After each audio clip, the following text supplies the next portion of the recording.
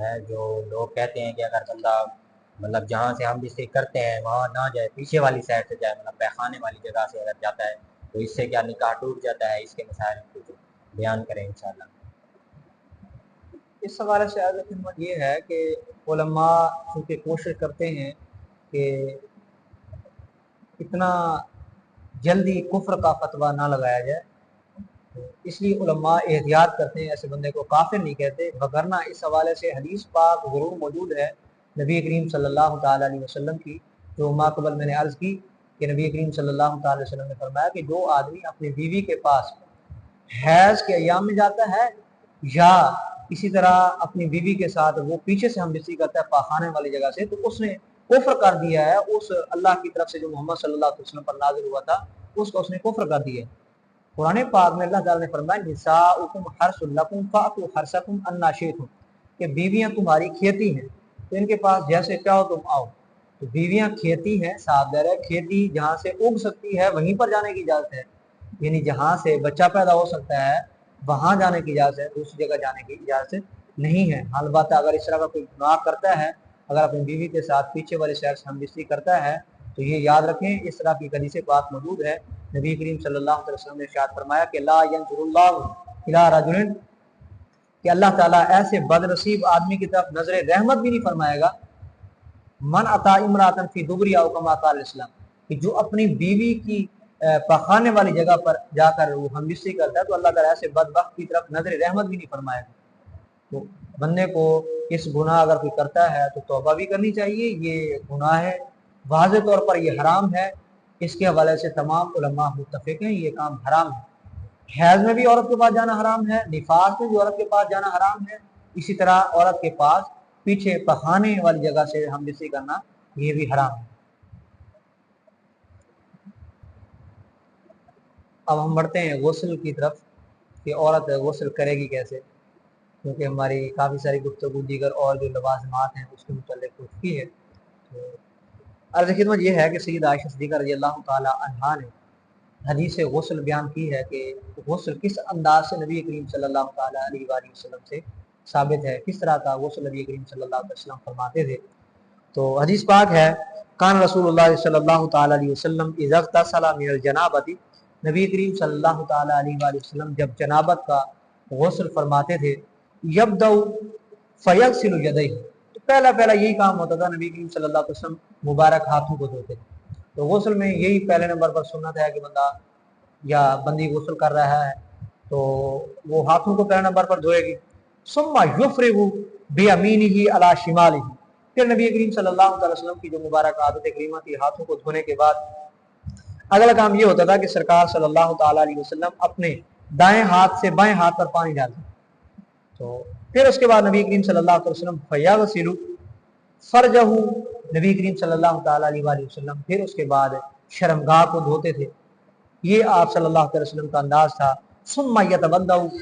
پھر آپ صلی اللہ تعالی علیہ وسلم وضو فرماتے تھے۔ ثم یاخذ الماء، پھر نبی کریم صلی اللہ تعالی علیہ وآلہ وسلم پانی لیتے تھے۔ فیدخل اصابعہ فی اصول الشعر، پھر نبی کریم صلی اللہ تعالی علیہ وآلہ وسلم اپنی انگلیاں بالوں کی جڑوں میں پہنچاتے، بالوں کی جڑوں میں انگلیوں کو پہنچا کے پھر نبی کریم صلی اللہ علیہ وسلم کا جو مبارک انداز تھا وہ یہ تھا، ثم حفن علی رأسہ ثلاث حفنات، پھر نبی کریم صلی اللہ تعالی علیہ وآلہ وسلم پھر اپنے سر پر 3 جو لپ ہیں پانی کے یہ اپنے سر کے اوپر جو ہے ڈالتے تھے۔ پھر نبی کریم صلی اللہ علیہ وسلم کی مبارک جو عادت تھی وہ یہ تھی کہ ثم افاض علی سائر جسدہ، پھر نبی کریم صلی اللہ علیہ وسلم پورے جسم کے اوپر پانی بہاتے تھے۔ لیکن حدیث پاک میں وضو کرنے کے بعد جو غسل کا آغاز ہے اس میں 2 طرح کی باتیں مل جاتی ہیں، ایک یہ ہے کہ کندھوں کے اوپر ڈالنے والی روایات بھی موجود ہیں کہ پہلے کندھوں کی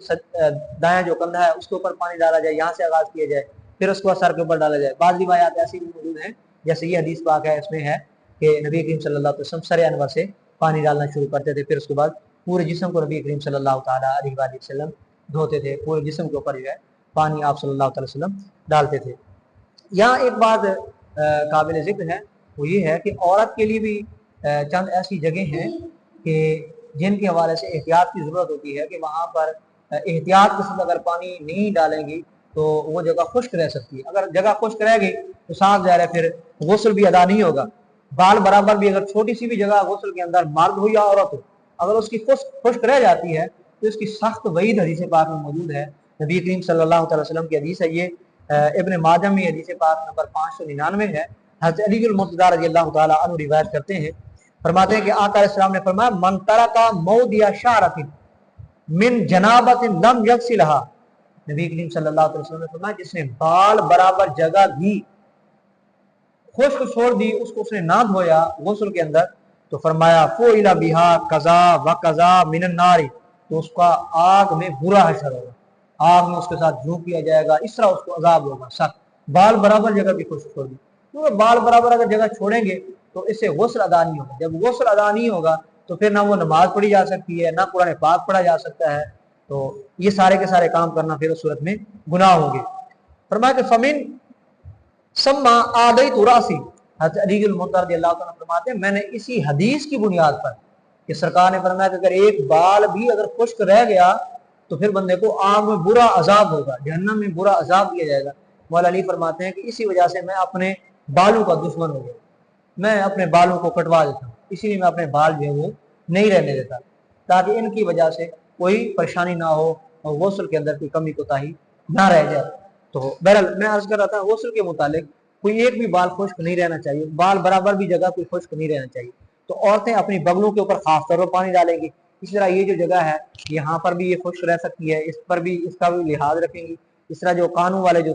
जगह हैं यहाँ पर भी, और कान का सुराख जो है इसमें भी उंगली जो है वो उसमें पानी लगा के जो है यहाँ पर पहुंचाएंगे, इसको भी जो है ना वो भिगोना पड़ेगा।